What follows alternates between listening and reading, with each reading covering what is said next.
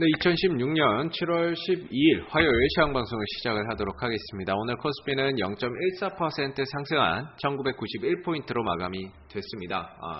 2000포인트를 역시나 목전에 두고 한 번 정도 숨을 좀 고르는 모습들인데 2000포인트를 넘어가기가 좀 쉽지가 않죠. 지금 상황에서는 2000을 넘어갈 만한 명분이 상당히 좀 제한적인 그런 상황이고요.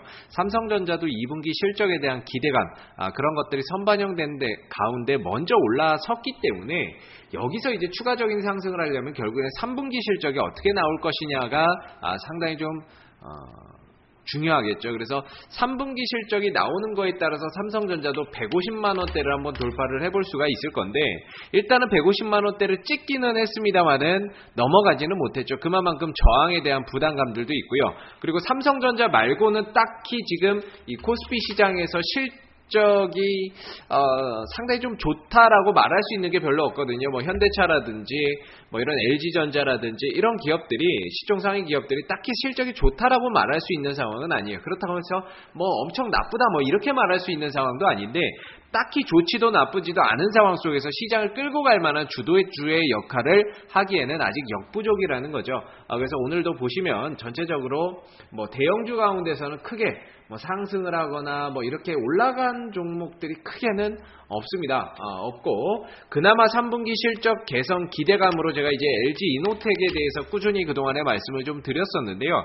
지금은 2분기 이후에 3분기에 오는 실적 기대감 관련주들을 항상 봐야 된다라고 말씀드렸죠. 그래서 LG 이노텍하고 LG 디스플레이를 그전부터 말씀을 좀 드렸는데 전체적으로 실적에 대한 기대감이 있는 종목들이 조금 올라가는 그런 모습들이었고 오늘 뭐 삼성 엔지니어링이라든지 그동안에 이제 좀 밑바닥에서 놀았던 이런 종목들이 강한 상승의 흐름들을 나타냈던 하루였습니다. 그래서 딱히 업종 대표주가 가면서 시장을 끌고 갔던 장이라기보다는 향후 3분기 실적에 대한 기대감 있는 종목들 또는 그동안에 올라가지 못했던 종목들 중심으로 해서 반등이 흐름들이 좀 나타났던 모습이고요. 오늘 수급은 외국인들이 1930억 현물에서 매수를 했고 선물에서는 3700억가량의 순매수의 흐름들을 나타냈습니다. 외국인이 전반적으로 국내 시장에서 이제 들어오고 있다라는 부분들은 긍정적이지만 과연 이제 2000포인트를 넘어갈 만한 국내 시장의 명분이 되겠는 모멘텀이 있겠느냐라고 봤을 때는 그게 좀 쉽지는 않죠. 딱히 올라갈 만한 그렇게 이제 좀 명분이 좀 약하다라는 거. 그래서 매수는 들어오고 있지만 딱히 주도주가 없고 주도주가 없다 보니까 시장을 끌고 갈 만한 역할을 해줄 수 있는 종목이 제한적이라는 거죠. 그래서 지금은 철저히 박스권 내에서의 제한적인 등락 흐름들이기 때문에 2000포인트 이상에서는 오히려 매도 포지션을 유지를 하고 매도를 하고 현금 확보를 좀 하고요. 떨어지는 종목들을 중심으로 해서 1900포인트에 내려오면은 적극적으로 매수 플레이를 들어가는데 지금 매수할 때는 당장 실적이 좋아지는 걸 보는 게 아니라 3분기에 실적이 좀 나아질 수 있는 종목들로 하여금 매수 포인트를 잡아서 가시면 괜찮은 또 이런 스윙이 날 수 있지 않을까라는 생각이 듭니다. 그래서 코스피는 방향성 없는 박스권 장세고요. 지금은 당장을 보기보다는 3분기 실적에 대한 기대감을 조금 더 갖고 있는 종목들로 해서 선별해서 볼 필요가 있을 것 같고요. 코스닥은 699포인트로 마감이 됐습니다. 0.31% 상승이 됐는데요.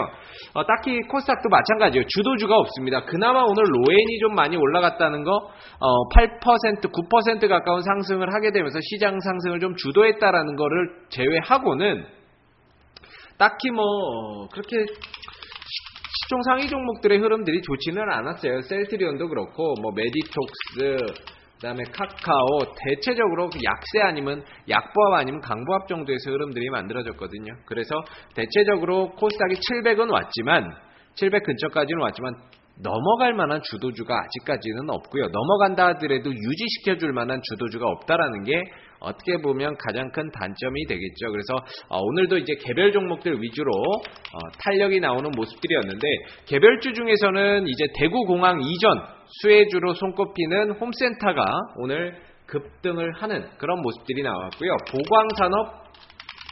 보광산업도 마찬가지로 오늘 상한가에 안착을 하게 되면서 급등을 하는 모습이 나타났습니다. 이 밖에도 뭐 KC피드 그 다음에 이 종목도 이제 대구 근처에 있다라고 해서 또 수혜주로 엮이면서 급등이 좀 나왔고요. 추가적으로 이제 뭐 신라섬유라든지 이런 종목들이 이슈가 되면서 오늘 급등의 흐름들을 나타냈습니다.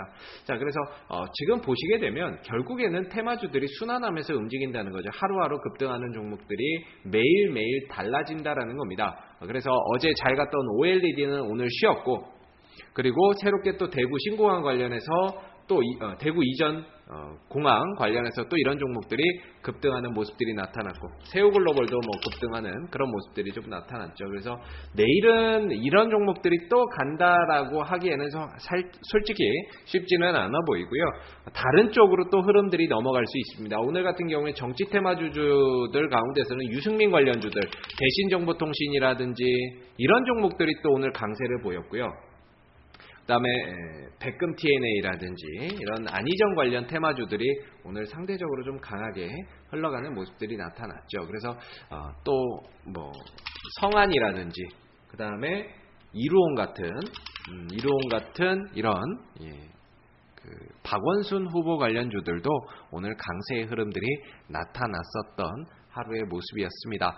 그래서 전체적으로 이제 테마주들이 순환하면서 돌고 돌면서 한 번씩 파동이 나오는 그런 상황이다 보니까 철저히 튀었을 때 매도를 하고, 그리고 올라오지 않은 종목들로 하여금 다시금 매수를 해서 기다리고, 그리고 그 매수했던 종목들이 또 튀면 매도를 하는 그런 투자 전략을 조금 더 활용을 해보신다면 이 순환 테마 장세에서도 충분히 수익이 좀 나는 그런 모습들을 기대를 해볼 수 있지 않나라는 생각을 한번 해봅니다.